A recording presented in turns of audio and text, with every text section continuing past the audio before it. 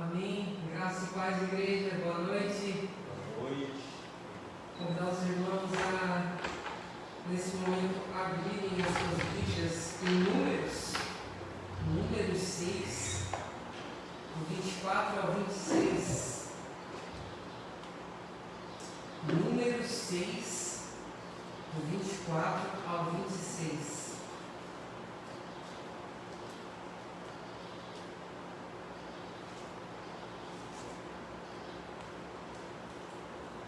Amém?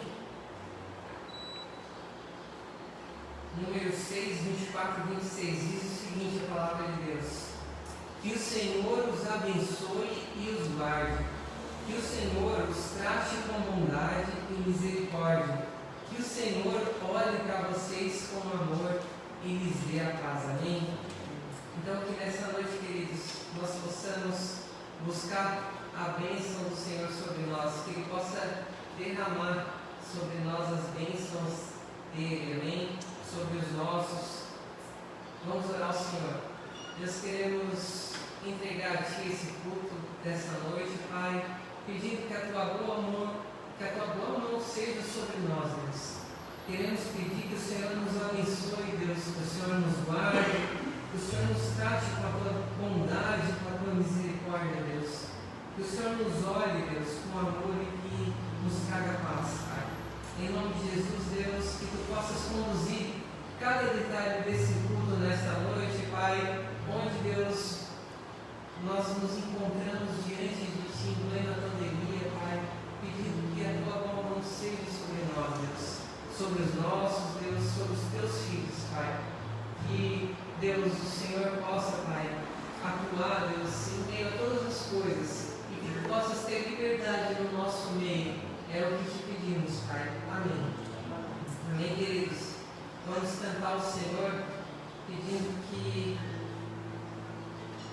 Ele seja presente em nosso meio. Amém?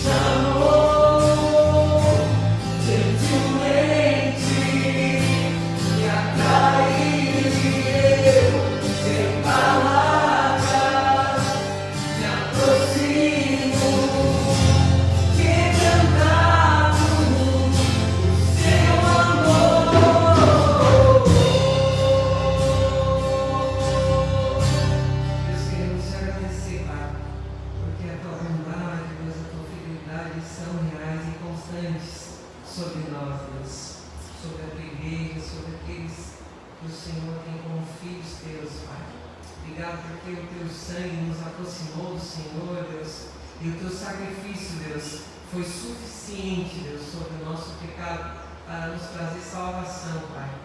Agradecemos, Deus, tudo aquilo que tu faz, Deus, e ainda vais fazer, Deus, em nós e através de nós. Em nome de Jesus, amém.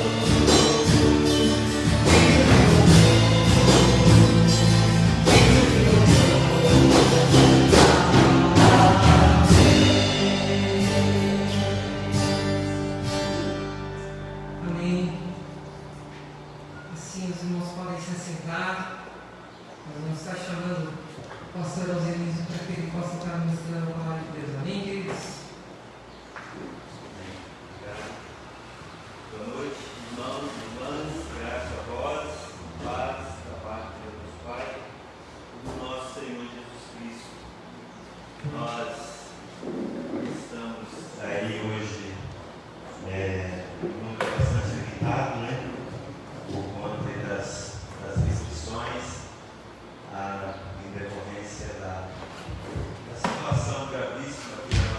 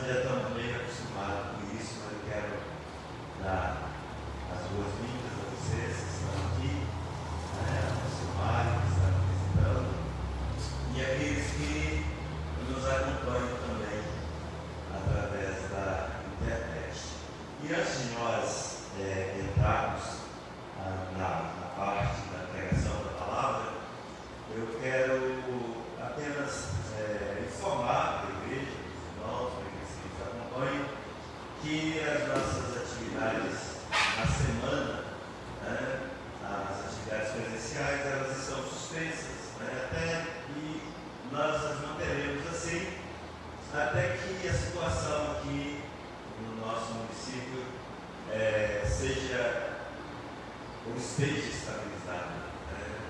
Os hospitais são todos ocupados, voltados, então a gente tem que dar uma centrada mesmo, precisa estar redobrando aí os cuidados em relação à higienização, álcool gel, o distanciamento, né? E também o uso das máscaras. Isso é necessário e nós precisamos ter usado bom senso. Então as nossas atividades durante a semana continuarão suspensas. Nós teremos a cada dia da semana, inclusive de segunda a sábado, às 8 da noite, né? Na verdade, das 8 às 8h30, a gente vai ter uma reunião, um encontro através do Google Meet. Né? E aí os irmãos que fazem parte dos nossos grupos, do WhatsApp, estarão recebendo o link para entrar nessa sala do Google Meet, que tem sido bastante interessante nesse período em que nós temos alguns dos nossos irmãos e irmãs estão acometidos aí do vírus, né? E é bom que nós estejamos utilizando esse meio, esse canal, para estarmos orando por nós, orando pelos nossos irmãos, orando pela igreja, orando pela nossa cidade, orando pelo nosso país e pelas nações também, né? Afinal de contas, esse não é um caso pontual, né, numa determinada área geográfica. Basicamente, todas as nações têm sofrido com essa pandemia. Ok? Dito isso, eu quero convidar você a abrir a sua Bíblia lá no Evangelho de Marcos. Né? Nós estaremos dando continuidade hoje na nossa série de mensagens no Evangelho de Marcos. E hoje nós vamos estar lendo, meditando um pouquinho no capítulo 2 do Evangelho de Marcos, do versículo 13 ao 17. Né? É a passagem que fala sobre o chamado de Levi. Né? Levi, que era um cobrador de impostos, e que foi chamado pelo Senhor e veio a se tornar um dos apóstolos, um dos 12. Então, repetindo a nossa referência, se você tiver uma Bíblia, você está aí na sua casa, nos acompanhando, o texto é o Evangelho de Marcos, capítulo 2, do versículo 13 ao 17. Apenas relembrando que na semana passada o nosso texto anterior falou da cura de um paralítico, e Jesus ali demonstrou a sua autoridade para perdoar pecados. Né? E nessa passagem de hoje a gente vai ver Jesus oferecendo perdão a um grupo de pessoas rejeitadas pela sociedade, que eram esses chamados publicanos, né? Que eram os cobradores de impostos no tempo de Jesus. Então, vamos ler o texto, sentados mesmo como vocês estão. Eu vou fazer a leitura aqui na passagem da Bíblia, vou usar o livro do século XXI, a versão, você pode acompanhar na sua Bíblia. Diz assim: Jesus saiu novamente para a beira-mar e toda a multidão ia até ele e ele ensinava. Quando ia passando, viu Levi, filho de Alfeu, sentado na coletoria e disse-lhe: segue-me. E levantando-se, Levi o seguiu. Quando Jesus estava à mesa na casa de Levi, estavam também ali muitos publicanos e pecadores sentados junto dele e de seus discípulos, pois eram em grande número e o seguiam. Os escribas do partido dos fariseus, vendo que ele comia com publicanos e pecadores, perguntavam aos discípulos: por que ele come com publicanos e pecadores? Jesus, porém, ouvindo isso, disse-lhes: os sãos não precisam de médico, mas sim os doentes. Eu não vim chamar justos, mas pecadores. Vamos orar. Deus, em nome de Jesus, nós pedimos nesta hora que o Senhor nos abra o nosso entendimento espiritual, os nossos ouvidos espirituais, os nossos olhos espirituais, para que possamos ter, ó Deus, uma visão da palavra do Senhor, para que nós possamos contemplar as maravilhas da tua lei, Senhor. Fala-nos, ó Deus, por meio da tua palavra, por meio da exposição, da explicação do texto, que o Espírito use tudo aqui para falar a cada um de nós, a cada um que está aqui presente, a cada um que está nos acompanhando, a cada irmão nosso que está na sua casa, ó Deus, acompanhando através da internet, a cada um que tiver acesso a esse culto, ó Deus, que o Senhor possa falar e que a palavra do Senhor, ó Deus, possa produzir, ó Deus, o efeito para o qual o Senhor a destina. Usa-me a mim como instrumento, ó Deus, e fala através dos meus lábios, a oração que nós fazemos em nome de Jesus. Amém. Pois bem, alguma vez, certamente eu acredito que você já tenha parado e se perguntado se você é suficiente para Deus, né? Se você pode ser aceitável por Deus. Eu acredito que, dada a nossa própria maturidade, chega um momento que a gente pensa nessas coisas, dessa relação com Deus, da razão pela qual nós estamos aqui, ou do porquê que nós estamos aqui, e nós pensamos em algumas questões relacionadas a isso. Mas será que nós somos suficientes para Deus? Talvez essas sejam algumas indagações que você tenha feito, né? Mas assim, o que eu observo, inclusive no nosso meio cristão, evangélico, com pessoas da igreja, é que, por incrível que pareça, existem pessoas que se acham boas para Deus, né? Às vezes eu converso com pessoas crentes, como irmãos em Cristo, como ovelhas, e eu percebo que eles não conseguem olhar para si e ver que o óbvio, que é o pecado que está enraizado no nosso coração, parece que falta uma percepção espiritual a respeito da sua própria miséria, do seu próprio estado. E se você é uma dessas pessoas, né, eu quero te dizer que você está absolutamente errado ou errada na sua perspectiva, na sua maneira de olhar para si mesmo e de olhar para Deus. Deus, ele é santo, a Bíblia fala isso o tempo todo, ele é puro, ele é perfeito. O profeta Abacuque diz: Senhor, tu és tão puro de olhos que não podes contemplar o mal, que não podes ver a iniquidade. Deus é puro. E nenhum de nós está à altura dos padrões de Deus. Nenhum de nós alcança ou consegue atingir as exigências dos padrões de Deus, que é a própria santidade de Deus.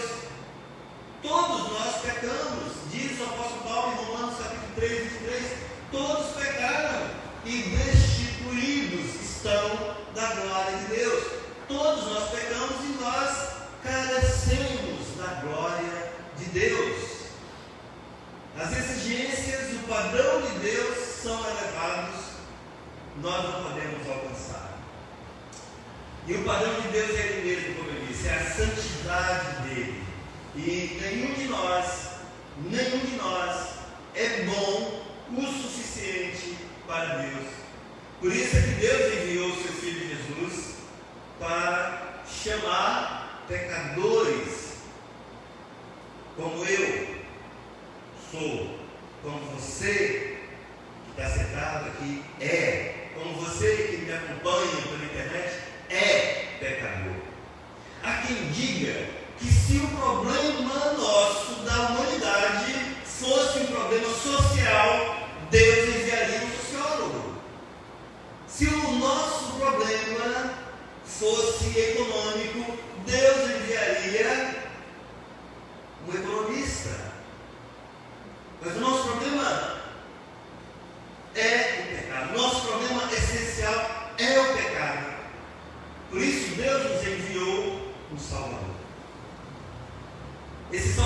é médico também para nos tratar, nos curar dessa enfermidade. E é disso que o texto nos fala. É a respeito desse chamado a pecadores, dos quais todos nós fazemos parte, que o texto fala. E isso é uma notícia extraordinária. Isso, na verdade, é a melhor notícia, que o Deus Santo, por meio do seu Filho Jesus, chama pecadores para segui-lo. Que o Deus Santo, através de Jesus Cristo, seu Filho, chama pecadores para ter relacionamento, ter comunhão com Ele. Isso é algo extraordinário. Que o Deus Santo, puro, justo, através do seu Filho Jesus, chama pecadores para o arrependimento. Nos versículos 13 e 14, nós vamos ver Jesus chamando um homem por nome Levi. E Jesus chama esse homem para que esse homem pudesse seguir a Jesus. O texto diz que Jesus, ele saiu novamente para beira-mar, no mar da Galileia, na parte norte, onde ficava a cidade, onde fica a cidade de Cafarnaum. E ali Jesus ele ensinava à beira do mar. Anteriormente, no capítulo 1, a gente foi informado de que Jesus esteve na sinagoga em Cafarnaum, e ali ele começou a ensinar, e ali ele expulsou demônios o demônio de um homem, libertou um homem possesso de espíritos malignos. Mas Jesus ele não se limitava, o ministério de Jesus não era limitado à sinagoga, que era o local de cultos dos judeus.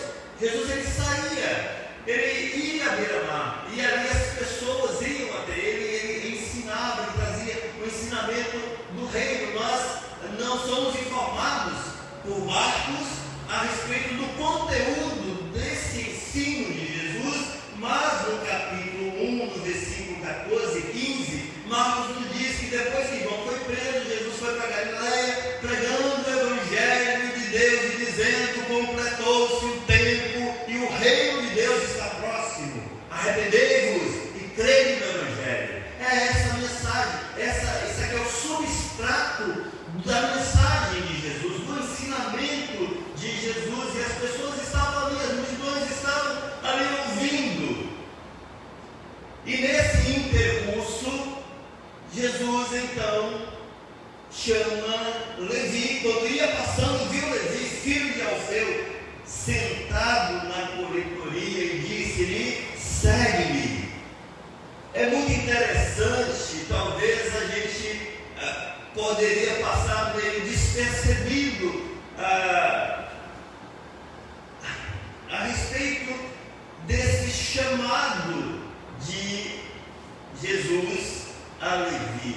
Parece que não tem nada de muito extraordinário quando a gente lê o texto rapidamente, mas esse chamado de Levi é diferente. Levi era um coletor de impostos. Aqui, abrindo o texto, usa as versões mais tradicionais, fala publicanos, que eram cobradores de impostos, coletores de impostos. E possivelmente Levi ele ficava num posto, porque Cafarnaum, na verdade, ficava mais ao norte. Então as pessoas, para entrarem na parte da Galileia, na parte de cima de Israel, tinham que passar por ali, e ali então era cobrado os impostos desses transeuntes, digamos assim. Jesus passou por ali, passou por aquele posto, digamos assim, aquele posto fiscal, e ali Jesus ele chama esse coletor de imposto. Jesus chama esse publicano, que o texto aqui é nominado como Levi, mas lá em Mateus, né? Mateus capítulo 9 fala que esse Levi é o mesmo Mateus, né? Então Jesus chama esse coletor de impostos.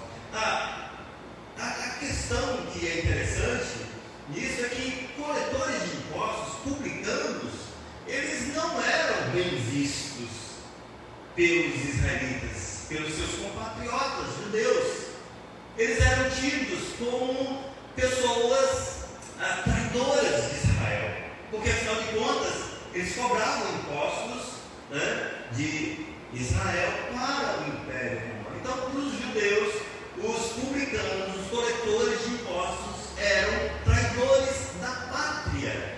E pior ainda do que isso é que eles eram exploradores, eles cobravam propina, eles extorquiam as pessoas. Então percebam que esses publicanos eram pessoas de uma reputação muito ruim dentro da comunidade dos israelitas. E eles eram proibidos de ser testemunha no tribunal, eles eram proibidos de entrar na sinagoga. Então, eles eram tidos como impuros, né? Eles eram pessoas tidas como pessoas desonestas, trapaceiras. Então vejam que não eram pessoas de boa reputação e de repente Jesus chama esse homem para segui-lo, né? E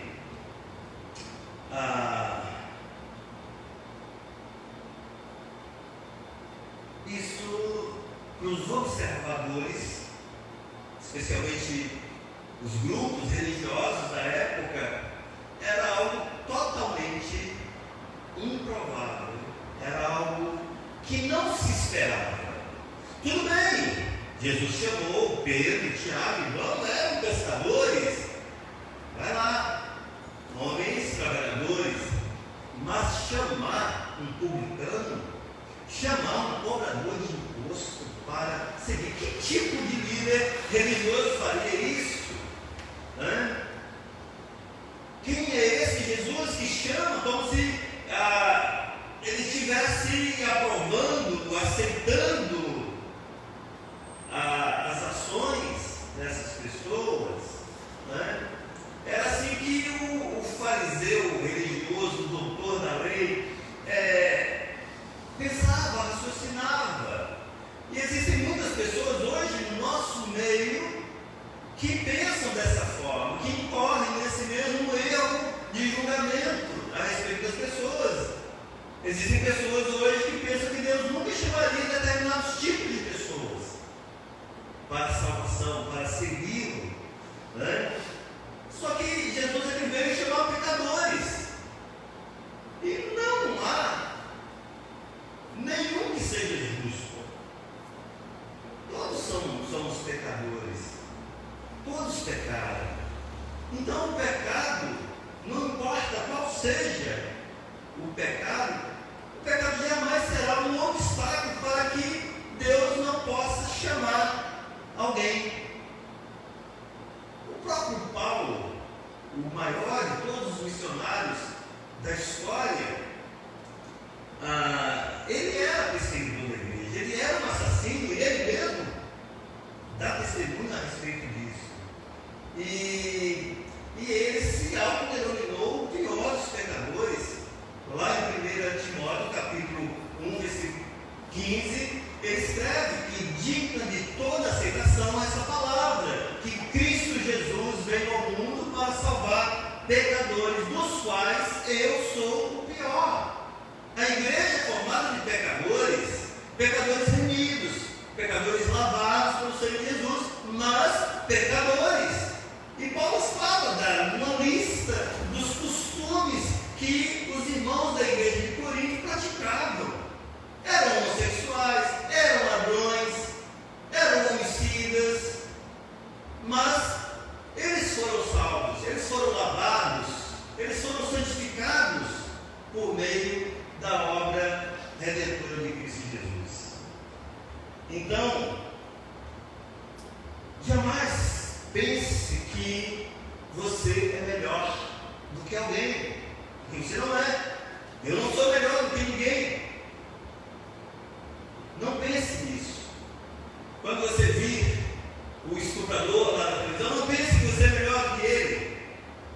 Quando você vir a prostituta,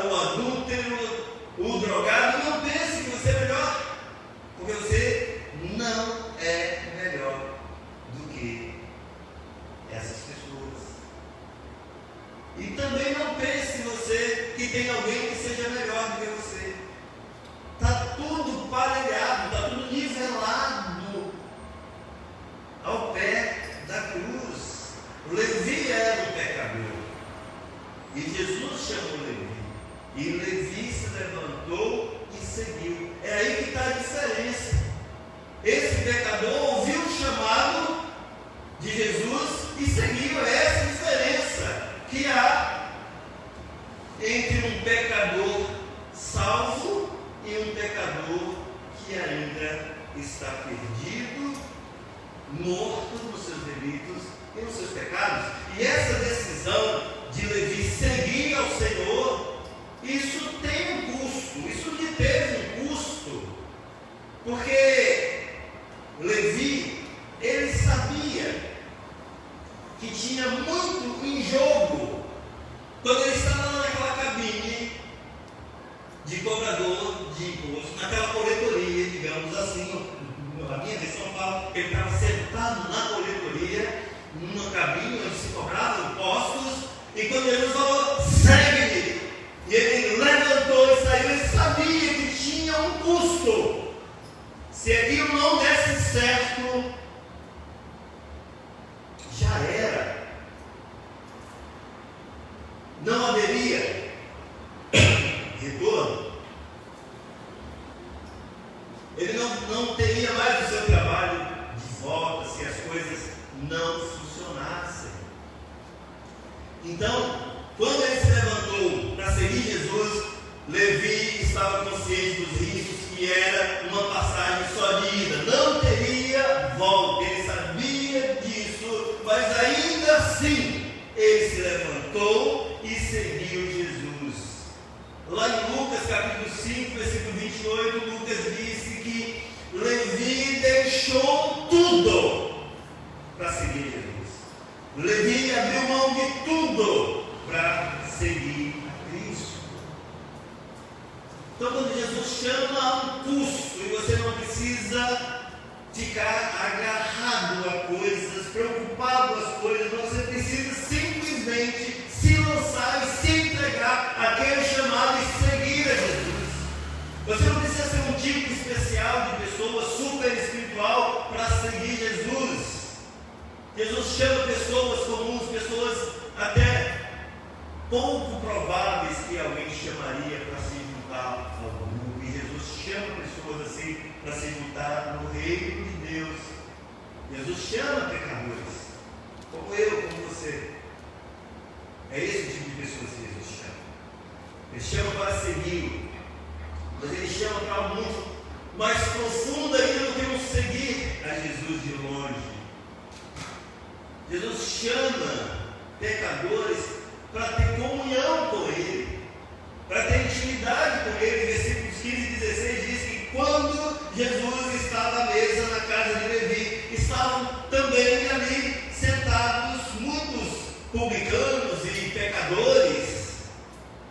Levi, ele ficou tão entusiasmado, ele ficou tão impactado com o chamado, que ele deixou tudo para trás, seguiu a Jesus e ele organizou um grande banquete. Marcos não fala isso, mas Lucas fala que ele preparou um grande banquete, um jantar especial e convidou pessoas. Quem eram os convidados de Levi? Eram seus colegas, publicanos, cobradores de impostos. Aqui fala, o texto fala que ele convidou muitos publicanos e pecadores eram as pessoas de má reputação, eram as prostitutas, eram os drogados, eram os viciados, eram as pessoas marginalizadas. Foram essas pessoas que Levi convidou para aquele banquete. Naquele banquete ele convidou alguém muito especial, um convidado de honra, Jesus. E a festa estava muito bacana. O ambiente era festivo, de alegria, de felicidade, de gozo, de contentamento, porque estava ali naquele banquete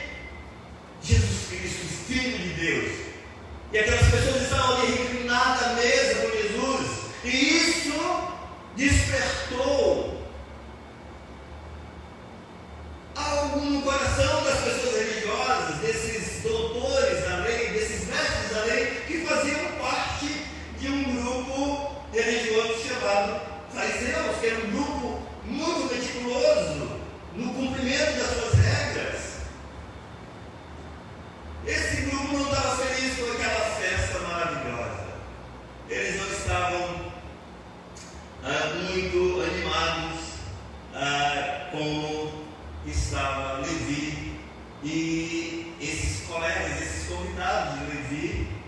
publicanos e os pecadores.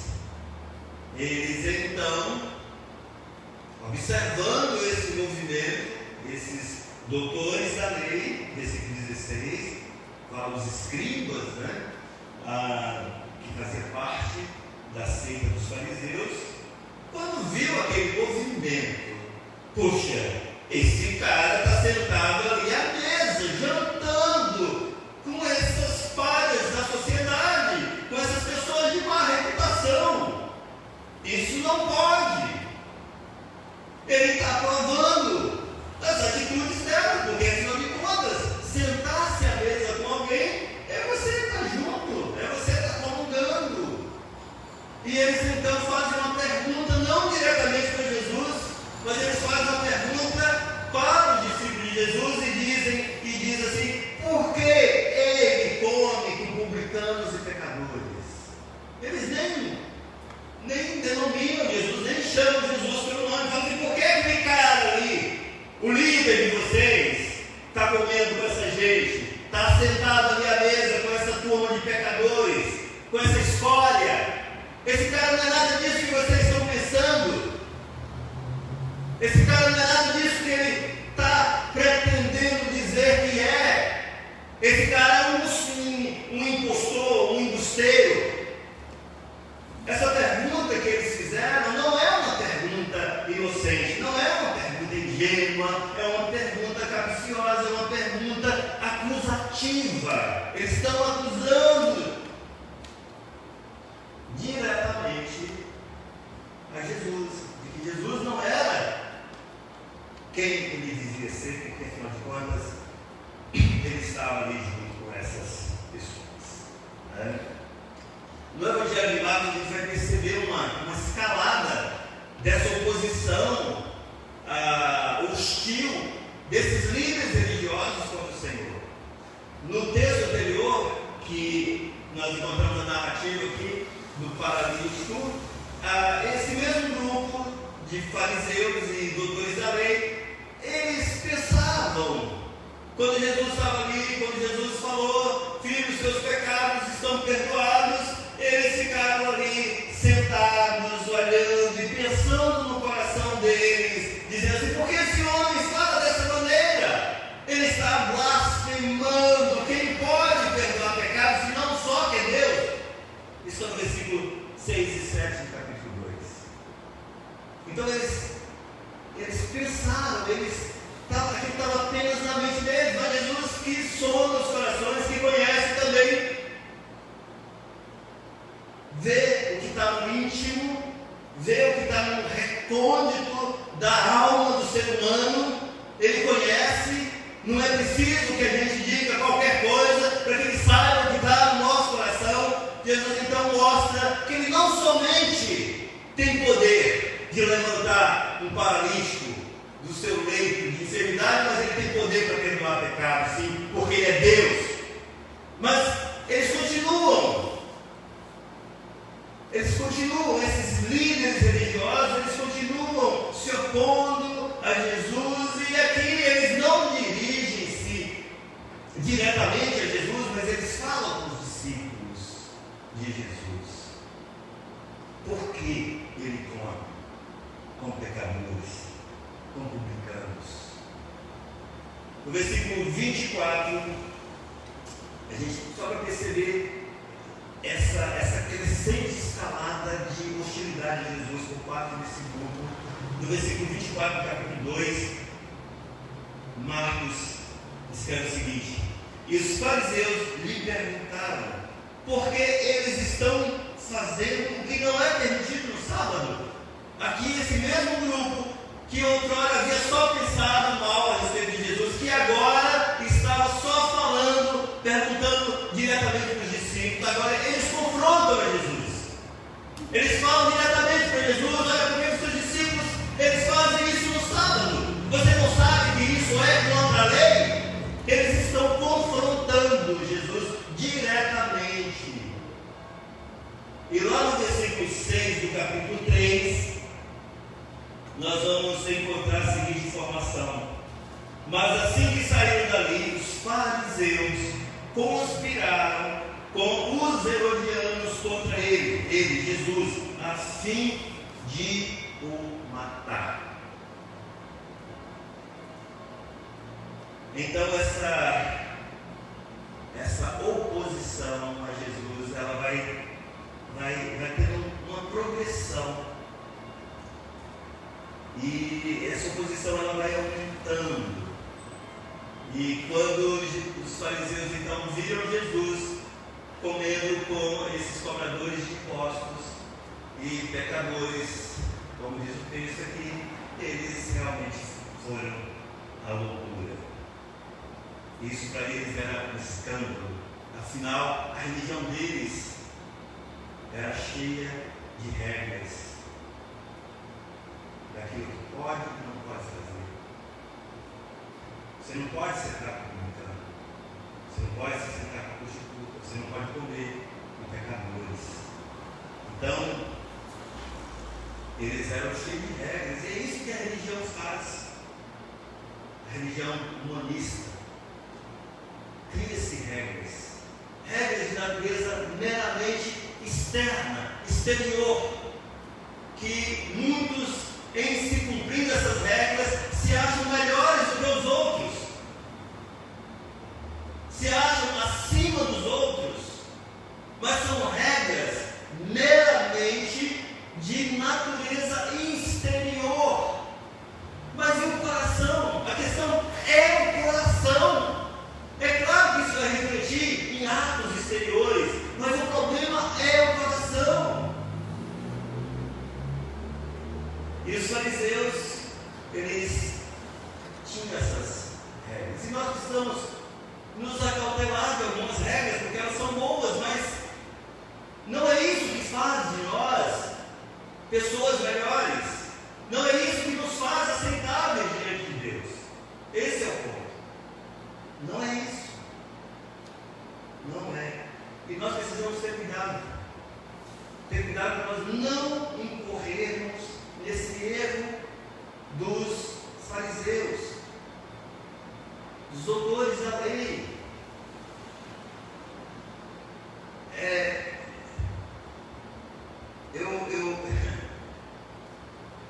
Às vezes a gente conversa com pessoas, e pessoas até crentes, que elas se acham tão superiores, tão melhores do que a gente. Eu já cheguei a ouvir pessoas assim, em conversa de crente, que essa pessoa ela classificou a Igreja Batista como uma igreja de segunda categoria.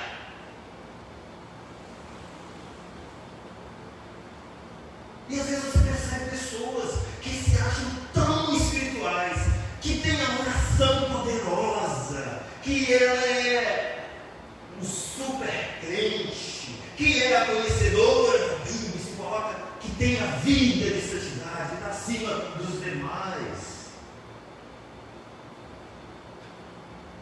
Jesus ele conta a parábola de um publicano e de um fariseu. Essa parábola está lá em Lucas capítulo 18, e vale a pena a gente dar uma olhada, porque ela mostra o cerne da questão. Lucas 18, a partir do versículo 9, diz assim: contou também essa parábola a alguns que confiavam em si mesmos, achando-se justos, e desprezavam os outros. 2 homens subiram ao templo para orar, um era fariseu e o outro publicano. O fariseu de pé orava consigo mesmo: ó Deus, graças te dou, porque não sou como os outros homens, não sou ladrão, não sou injusto, não sou adúltero, nem mesmo sou como este publicano que está aqui do meu lado. Jejuo 2 vezes por semana, dou o dízimo de tudo quanto tenho. Eu sou um cara, eu sou um bom. E Jesus continua, versículo 13: mas o publicano em pé de longe, nem mesmo levantava os olhos ao céu, mas lamentava-se profundamente, dizendo: ó Deus, tenha misericórdia de mim, um pecador. Sê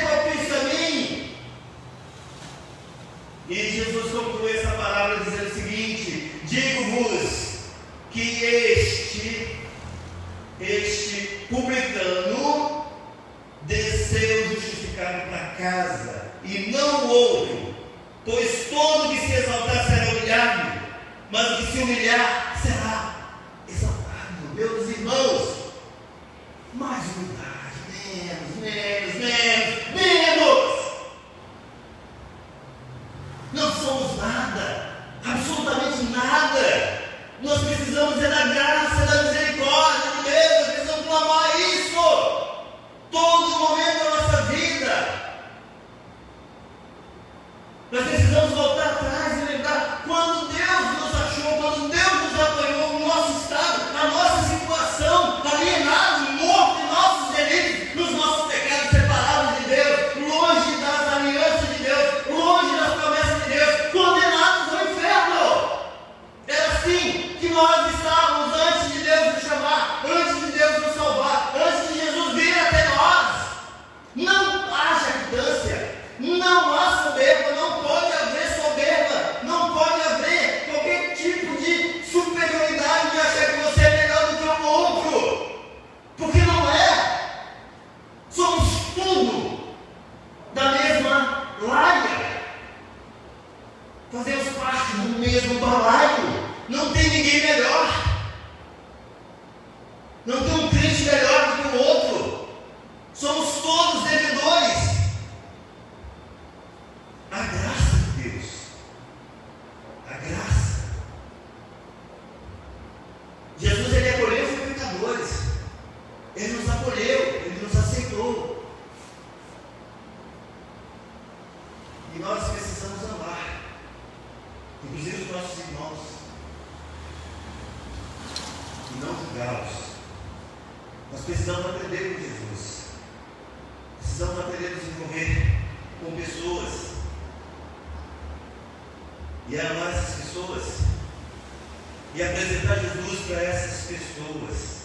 Nós precisamos compartilhar o amor de Cristo às pessoas. Então, o texto mostra que Jesus veio chamar pecadores para que pecadores sigam a Jesus. O texto mostra que Jesus veio chamar pecadores para ter comunhão com Ele, para estar no banquete com Ele.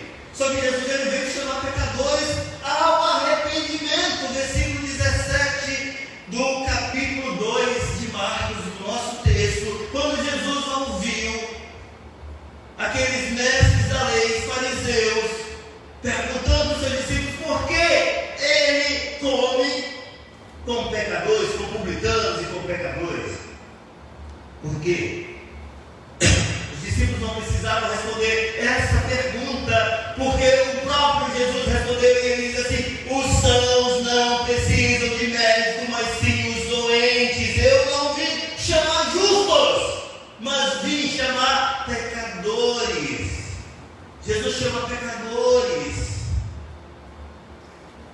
Na verdade, a palavra justo aqui, Jesus está falando ironicamente, porque não existe justo, não há um justo sequer. O Salmo de número 14 fala que Deus olhou do céu para a terra e não viu um justo sequer. Paulo cita esse salmo lá em Romanos, dizendo que não há quem entenda, não há quem busque a Deus, todos se extraviaram, todos estão destituídos da glória de Deus, todos pecaram. Não há quem busque a Deus, não há quem entenda, não há um justo sequer. Não existem justos. E Jesus ele fala: os sãos não precisam de médico, mas os doentes.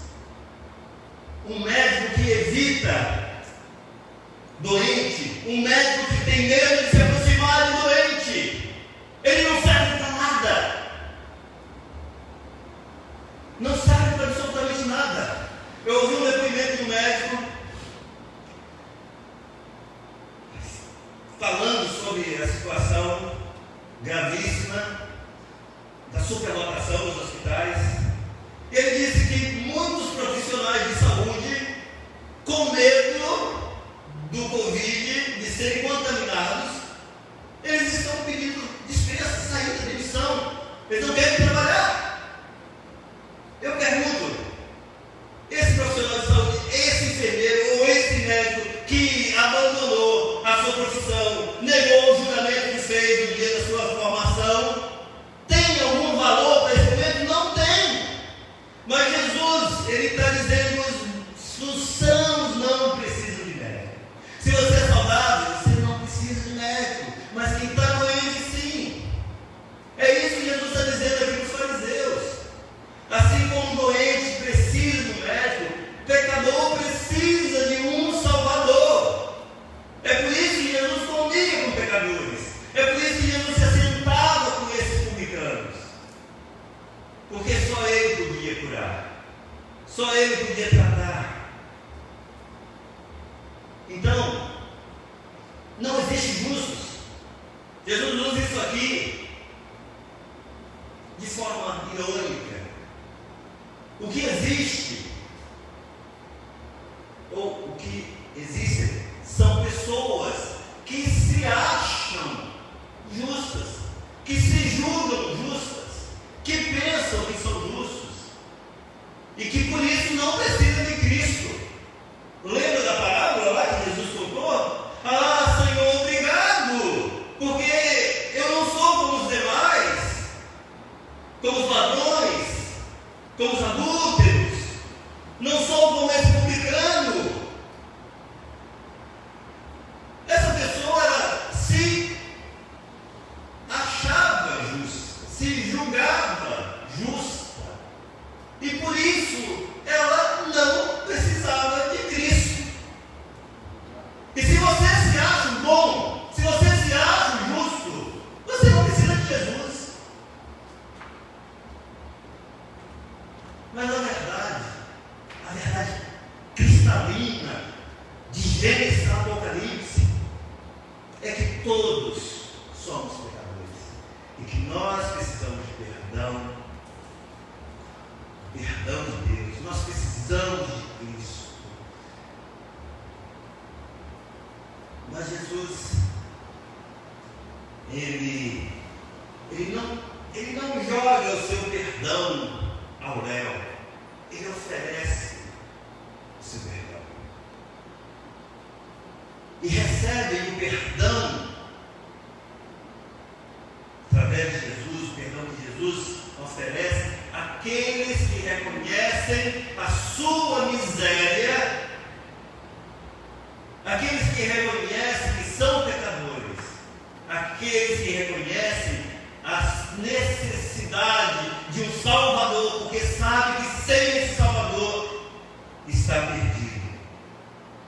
Então essa palavra de Jesus aqui no versículo 17, que os sãos não precisam de médico, mas sim os doentes, eu não vim chamar justos, mas pecadores, é uma palavra de oferecer pura graça.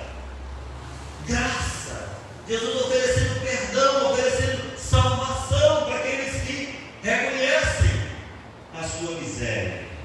Mas por outro lado, essa palavra aqui é uma palavra de julgamento para pessoas orgulhosas, para pessoas arrogantes, para pessoas jactanciosas, para você que acha que não precisa de Jesus, para você que acha que você, através dos seus méritos, das suas obras, das práticas religiosas, do seu grupo religioso, que você está tendo mérito diante de Deus. Essa palavra aqui é a palavra de juízo, de julgamento, que você está rejeitando o oferecimento de perdão que Jesus lhe dá. Jesus chama pecadores ao arrependimento. E só Jesus, como eu disse, o problema essencial nosso, de toda a humanidade, é o pecado. E só Jesus, somente Jesus é que pode curar. Esse é o trabalho do Senhor. Então, lembra da pergunta que a gente fez no início, né? Você já se perguntou alguma vez se você é suficiente para Deus? Eu quero mudar a pergunta.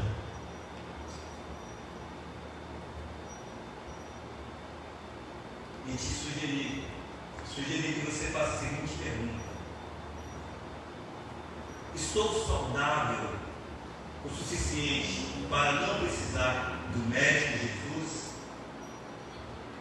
Se você se acha saudável espiritualmente, se você se acha o justo, certamente você não precisa desse médico. Você só terá necessidade desse médico se você reconhecer que é um pecador que está separado, destituído de Deus. E que por conta do seu pecado, a única coisa que você merece é o castigo eterno. Então, é simples. É só você reconhecer que é um pecador, aquilo que é óbvio, e ver a necessidade do Salvador, Jesus. Eu quero concluir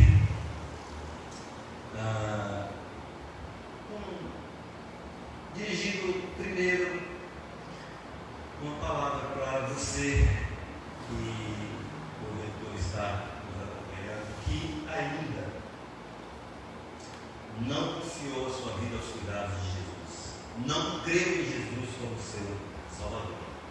E a palavra de Deus é o seguinte: você precisa de Cristo, você precisa de Jesus, você precisa de salvação.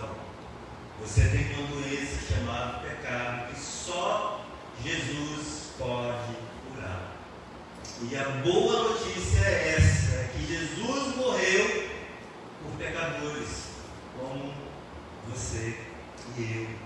Jesus morreu naquela cruz para pagar a penalidade dos nossos pecados, o castigo que eu mereço por conta dos meus pecados. Jesus tomou sobre si, e Ele fez isso para que eu pudesse ter uma relação com Deus. E Jesus, Ele oferece esse perdão para você. Você precisa ter uma atitude semelhante a de abandonar talvez aquilo que mais prende você e seguir a Jesus. E eu quero dirigir uma palavra para você, crente, meu irmão, minha irmã. Quando Jesus ele esteve aqui na terra, e os evangelhos mostram isso de uma forma muito maravilhosa, ele passou o tempo dele na companhia de pecadores, compartilhando o amor de Deus com essas pessoas. E de fato, Jesus ele não veio para condenar as pessoas, ele não veio para julgar as pessoas, ainda não, ele virá. E Apocalipse fala que ele virá para botar as coisas no lugar, ele virá com uma espada sedenta de sangue para vindicar. Esse dia vai chegar, está próximo. Mas no momento ele chama os pecadores ao arrependimento. Ele ainda não está condenando, mas você se autocondena quando você o rejeita.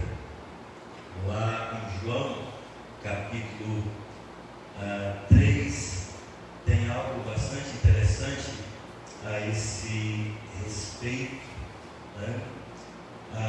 Quando João capítulo 3 desse 19 fala assim: o julgamento é este, a luz veio ao mundo e os homens amaram as trevas em lugar da luz, pois suas obras eram más.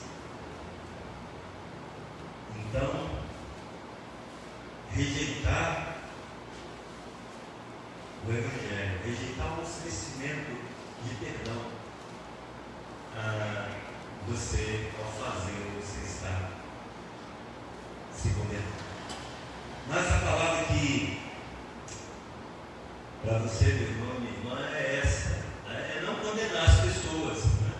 A gente não está para condenar e muito menos julgar. Nós não temos essa prerrogativa, mas nós devemos nos aproximar das pessoas, dos pecadores, que nós também somos, mas de pessoas perdidas. Pessoas, elas estão de fato, como Jesus diz, como ovelhas sem pastor. No meio dessa pandemia as pessoas estão desesperadas.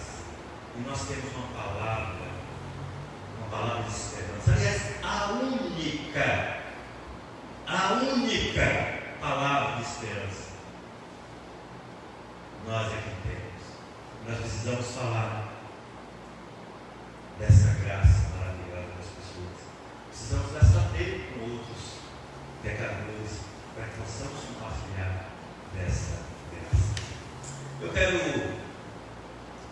encerrar apenas mencionando os 3 pontos da nossa mensagem. Jesus ele veio chamar pecadores para segui-lo. Jesus veio chamar pecadores para comunhão, para ter comunhão com eles. E Jesus veio chamar pecadores ao arrependimento.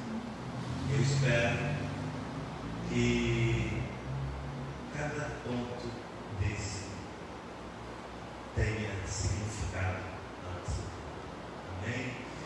Eu quero convidar o grupo do louvor, nós vamos encerrar com aquele cântico lindo que fala quando eu olho para o grupo, para o louvor, se eu quer participar. Convidar o grupo do louvor e a gente vai estar orando. E depois desse cântico, nós estaremos nos despedindo, encerrando essa noite. Desejo a todos uma excelente